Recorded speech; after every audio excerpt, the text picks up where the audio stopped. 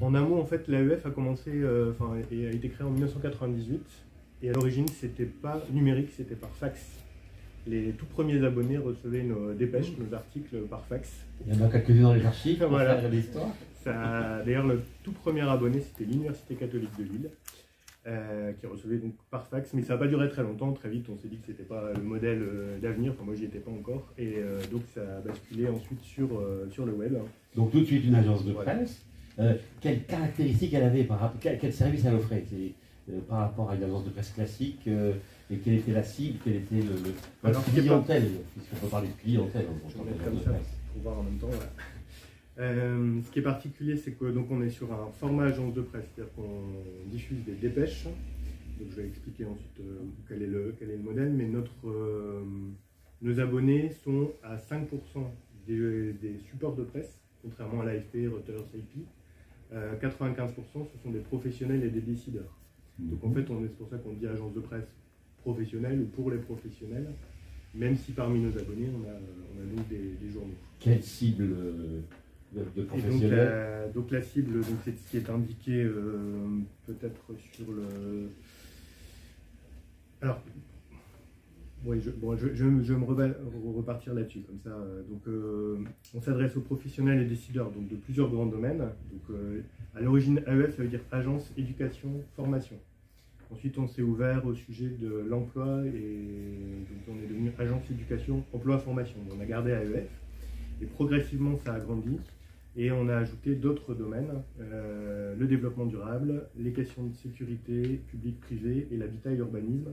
Ce qui fait qu'aujourd'hui, on ne décline plus le site de l'AEF et que d'ailleurs, c'est devenu AEF Info sans qu'on précise, ce que signifie AEF. Donc aujourd'hui, on a 20 000 professionnels qui sont abonnés, mais à travers, pas à titre individuel, à travers leurs organisations. Et donc, on a aussi un taux de renouvellement d'abonnement qui est très important depuis des années, en fait, puisqu'on a 97% des abonnés qui renouvellent leur abonnement. Et sur le modèle agence de presse, en fait, on a choisi ce modèle-là parce qu'on est sur une information qui n'est pas du tout éditorialisée. Notre parti pris, c'est de ne pas en avoir et de donner une information la plus rigoureuse, la plus fiable, la plus rapide possible, sans y ajouter des commentaires, un point de vue. Le fait, au service de ce client, autour de la formation, de l'éducation, etc. Qui est lui-même décideur, professionnel, et qui donc connaît mieux les sujets normalement que nous, et qui est donc tout à fait capable de se forger sa propre opinion à partir des informations qu'on lui donne. C'est ce qui fait que dans nos abonnés, par exemple si je prends le domaine social RH, social ressources humaines, on a des syndicats qui vont du syndicat patronal du MEDEF à Sud, et que tout le monde s'y retrouve. Alors qu'on est a priori sur un spectre très très large. L'idée étant d'avoir cette information la plus équilibrée, la plus honnête possible. La neutralité quelque part éditorialiste. Voilà, l'impartialité, la neutralité, l'équilibre. Alors, si on prend les 8 gros mots avec des guillemets que vous avez mis sur l'expertise, ça veut dire quoi? C'est-à-dire la capacité que vous avez de dire une information est intéressante ou pas. C'est le journaliste pur et dur. Hein. C'est ça, et puis on est surtout spécialisé dans les domaines que l'on couvre. À Paris, donc c'est une agence de presse nationale, on l'a pas dit, mais à Paris, il y a 80 journalistes qui sont hyper spécialisés dans un des domaines, voire un des sous-domaines qu'on pourra voir ensuite. Et il y a également 10 journalistes en région, dont je suis l'un des représentants pour la région Hauts-de-France. Le seul en Hauts-de-France. Mais on a une expertise parce qu'on doit délivrer une information très pointue, très approfondie pour intéresser nos lecteurs. Réactivité, donc voilà, parce que l'agence de presse, donc l'idée c'est quand même de délivrer l'information le plus rapidement possible. Fiabilité, on l'a dit. La personnalisation, c'est sur le site internet, puisqu'on peut paramétrer, on pourra faire un tour sur le site ensuite. On peut paramétrer comme on veut la réception des informations. Ça peut être du temps réel, ça peut être une fois par jour, une fois par semaine, par mot-clé. Voilà. Très paramétrable, très personnalisable. L'accessibilité, parce qu'on a aussi une application du site. La neutralité, indépendance, on l'a développée sans publicité, puisqu'on est sur un modèle agence de presse. Donc de toute façon, nous n'avons pas le droit d'avoir de publicité. L'abonnement. Et voilà, donc notre seule source de revenus, ce sont nos abonnés. Et puis, donc abonnement sur mesure, puisque donc, on peut choisir en fonction de l'abonnement. Peut-être que Faouzia, tu peux passer au slide suivant, voilà, là on voit les différents domaines, donc les 5 rédactions d'AEF sur l'enseignement et la recherche, avec plusieurs sous-domaines, social RH. Donc, si on prend les deux premiers pour lesquels moi je travaille, enseignement recherche et social RH, sur enseignement recherche, on va parler de l'éducation de la maternelle jusqu'à la formation des adultes, enseignement scolaire jusqu'à la formation professionnelle, en passant par les universités. Donc, à titre d'exemple, sur l'enseignement supérieur, toutes les universités françaises sont abonnées à l'AEF ou à EF Info, c'était comme on dit. Les gros organismes de recherche, des collectivités territoriales peuvent être abonnés aussi, les ministères. Sur l'éducation, ce sont les syndicats, fédérations de parents d'élèves. 20 000 abonnés, vous disiez. Alors 20 000 lecteurs, oui. Voilà. Et je me trompe toujours sur les chiffres, tu peux remettre le slide d'avant. 2000 organisations abonnées, voilà, c'est ça. Oui. Moitié public, moitié privé. Et sur social RH, donc on traite des ressources humaines, de la formation professionnelle, des politiques de l'emploi, qui tournent autour de Pôle emploi, mais pas seulement, de l'insertion.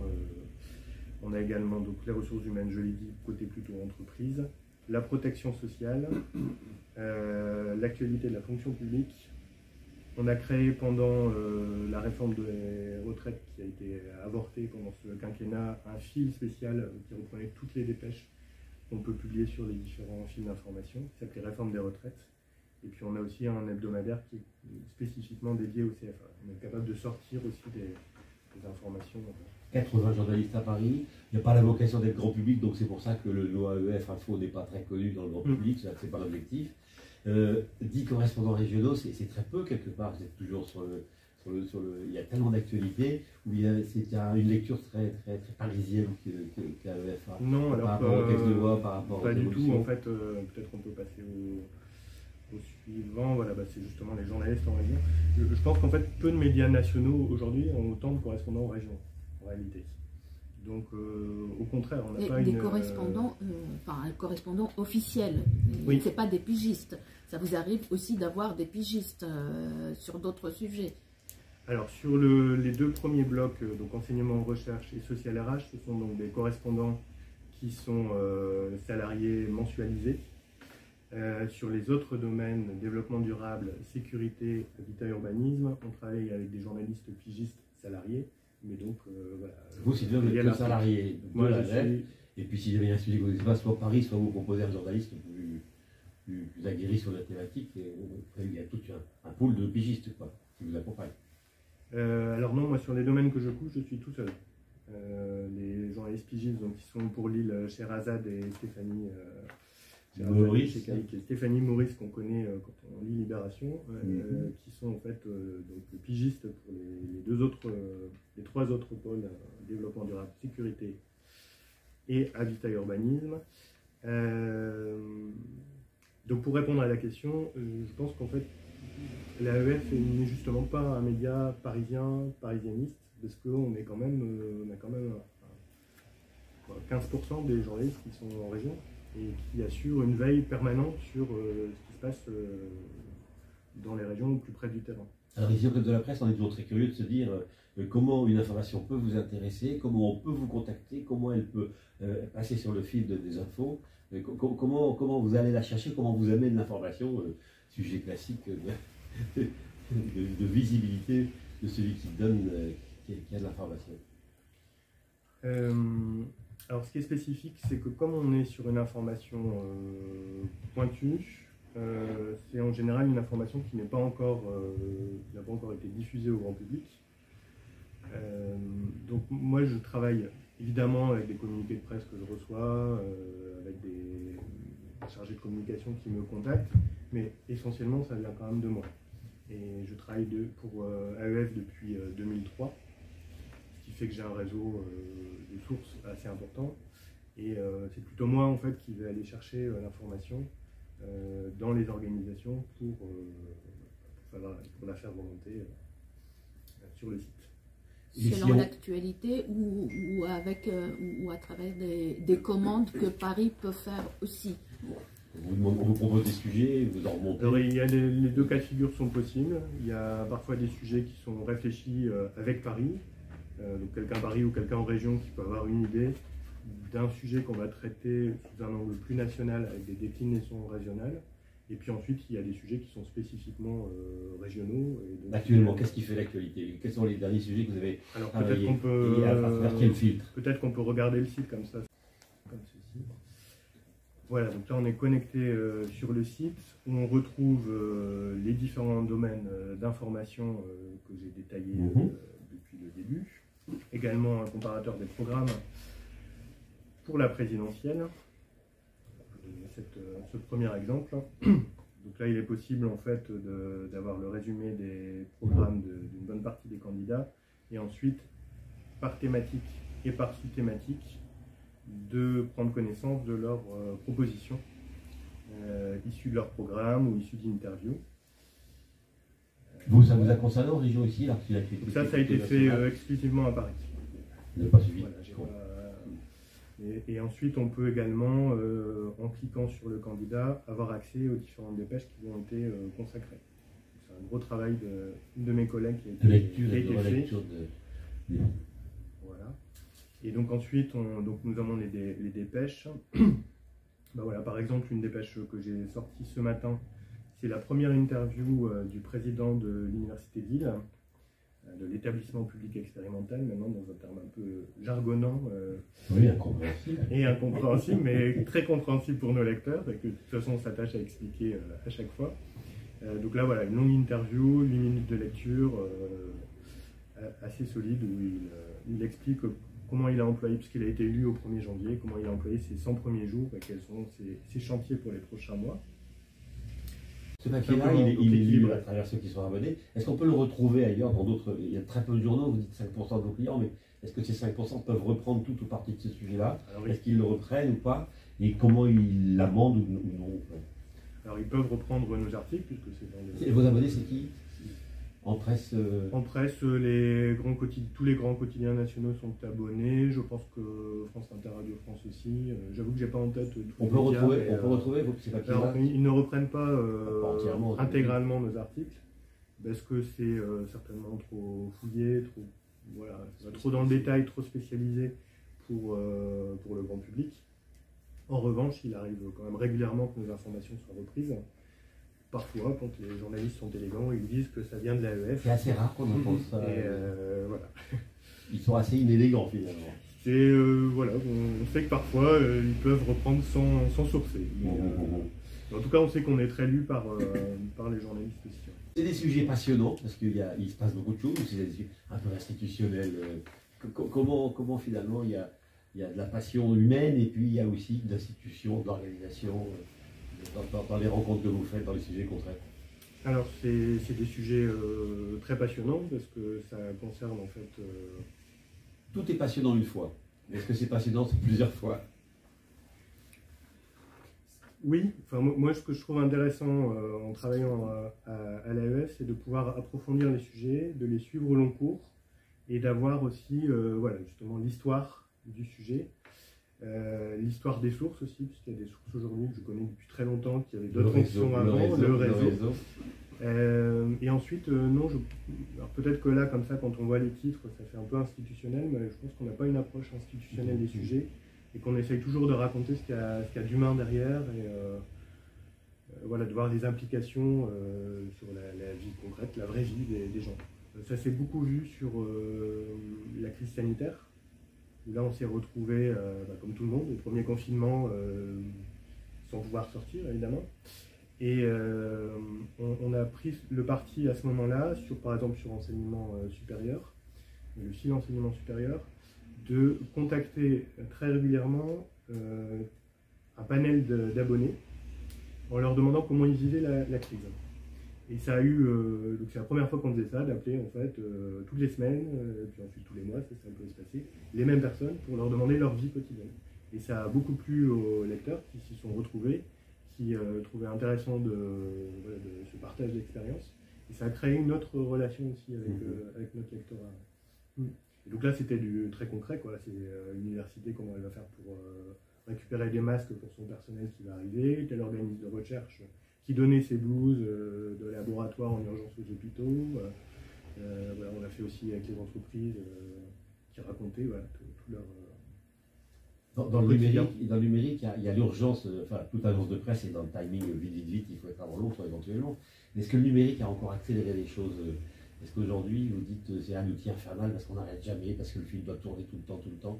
Est-ce qu'il y a une sorte de course permanente ou pas? Ou bien au contraire, vous dites non, on n'est pas dans l'urgence parce que nos clients, ils n'ont peut-être pas non plus d'avoir le scoop de 3 secondes avant l'AFP. C'est pas votre sujet. Non, alors on n'est pas dans une course avec l'AFP. Ou d'autres agences. Voilà. Dans les petits pictos de tout à l'heure, il y avait fiabilité, je crois, ou rigueur. On préfère retenir une information, le temps de bien la vérifier, qu'elle soit très solide avant de la diffuser. Donc on n'est pas dans cette urgence permanente qu'on peut connaître parfois. On voit 12 minutes de papier sur Pasteur, 12 minutes à l'écran, 12 minutes de lecture, c'est énorme. On arrive au bout de vos papiers, ou bien on vous demande de faire court, et puis de temps en temps, vous avez la chance de pouvoir faire un papier un peu magazine, si j'ose l'expression. Non, alors on fait des papiers qui honnêtement sont assez longs, en général. Et ils sont lus? Qui sont lus, tout à fait, puisqu'on a des retours. Après, on a une structure particulière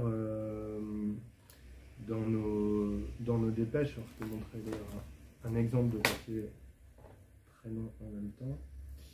Il faut juste que je remette ici. Ensuite, je dirai un mot là-dessus, mais en fait, au début de nos dépêches, on a un très long paragraphe qui fait 900 signes, donc quasiment un feuillet. La synthèse, voilà, qui est le lead. Donc si on ne lit que ça, on a quand même l'essentiel de l'information qui va ensuite être dans l'article. Mais ensuite, on sait que nos articles sont quand même lus jusqu'au bout, en général. Et donc là, je voulais mettre ça en valeur parce que c'est une expérience un peu particulière que je fais cette année. C'est que je suis en immersion depuis avant l'été dans les écoles et les collèges de Roubaix, donc pour le fil éducation, enseignement scolaire, pour raconter en fait quels sont les défis spécifiques qui se posent aux enseignants, aux chefs d'établissement, aux directeurs d'école dans cette ville. Et donc l'idée c'est pour ça que je pensais ça, parce que c'est des papiers qui sont quand même assez longs, entre 8 et 20 minutes de lecture. L'idée, c'est d'aller vraiment au fond des sujets, au fil d'une série qui 5e épisode en plus. Dure quand même 6 épisodes. Voilà, le dernier épisode paraîtra le mois prochain. Alors, ils vont se marier? Donc d'ailleurs, puisqu'il y a une classe qui est en ligne, là, on peut expliquer peut-être ce qu'est un élève allophone, parce que je ne sais pas si tout le monde connaît ce terme. Donc un élève allophone, c'est un élève qui arrive en France sans connaître la langue française et qui va apprendre le français comme langue seconde. Et donc là, je suis allé dans un collège à Roubaix où j'ai vu ces élèves venus de Syrie, d'Afghanistan, d'autres pays. Ils viendront bientôt d'Ukraine, sans doute. Alors il y en a qui vont arriver d'Ukraine, c'est un des sujets aussi que j'ai traité récemment. Là, ça a été fait au mois fin janvier, donc ce n'était pas encore le cas. Et donc leurs enseignants qui expliquaient que c'était des élèves qui en voulaient vraiment, qui avaient compris que l'école allait les sortir de les aider. Et en général, ce sont les élèves qui finissent les premiers dans leur établissement. Donc dans le couloir du chef d'établissement, il y a des photos des élèves qui ont des prix d'excellence tous les ans. Et sur 6 photos, il y en a au moins 2 qui viennent de l'UPE2A, donc l'unité pédagogique pour élèves allophones arrivants. Encore une fois, le terme paraît peut-être très institutionnel, mais derrière, il y a plein d'humains, il y a plein d'histoires formidables. Tout à fait. Par rapport à la rédaction, est-ce que vous êtes intégré aux réflexions? Est-ce que vous allez souvent à Paris? Est-ce qu'on vous connaît? Est-ce que vous connaissez l'organisation? Ou est-ce que vous êtes aussi, oui, c'est les provinciaux, et je mets des guillemets, dans leur regard? Comment finalement, quand on est 90 journalistes, comment on fait une seule rédaction ou une grande rédaction et puis 10 antennes locales qui correspondent à 10 bus qu'on laisse un petit peu, peut-être jusqu'en jachère, quoi? Non, alors on ne nous laisse pas en jachère, heureusement. On a beaucoup de relations avec la rédaction. On est en relation constante, on est connecté via Teams. Donc on peut avoir le chat, mais aussi des équipes de travail sur des sujets précis. C'est des réunions de rédaction hebdomadaires, quotidiennes? On a des réunions de rédaction en visioconférence hebdomadaires sur les différents pôles d'information. Et puis on se rend, donc nous les cousins de province, tous Les les 3 mois à Paris pour une réunion qui dure 2 jours. en présentiel, à On 2 fait jours. en présentiel, où on fait le... Donc il y a un vrai souci de faire rédaction, quoi. Voilà, tout à fait. Alors c'est quelque chose que nous avons réclamé, qui est aussi de toute façon important, parce qu'on est quand même 10 journalistes sur 90, donc on est plus de 10%. Donc on est une force vive aussi de la rédaction. Bah Et du pays, quoi. Bah oui. Et donc voilà, c'est très important d'avoir ce lien-là. La crise sanitaire a beaucoup aidé, malheureusement, mais pour ça, c'est-à-dire que les outils de visioconférence se sont améliorés, puisque nos collègues parisiens se sont rendus compte que ça pouvait être très utile. Et donc voilà, les bureaux là-bas se sont équipés. C'est beaucoup plus facile, en fait, depuis 2020, d'avoir ces relations constantes avec la rédaction. Est-ce que les visioconférences ne tentent pas ceux qui organisent de dire c'est pas la peine de faire du présentiel parce que finalement ça marche bien, ça coûte moins cher, on gagne du temps, alors que le présentiel fait qu'on se connaît, on se touche, c'est pas d'autres choses, quoi. Alors non, puisqu'on garde quand même donc, ce rythme trimestriel. Ensuite, on se connaît parce que les 10 journalistes en région sont là depuis longtemps. Moi, j'ai dit, voilà, je travaille pour eux depuis 2003, je ne suis pas le seul à avoir une ancienneté comme celle-là. Et donc, en fait, on connaît quand même très bien les journalistes à Paris aussi. Ça fait longtemps qu'on se fréquente et qu'on travaille ensemble. En tout cas, pour les responsables des différentes rédactions. Faites c'est vraiment équipe.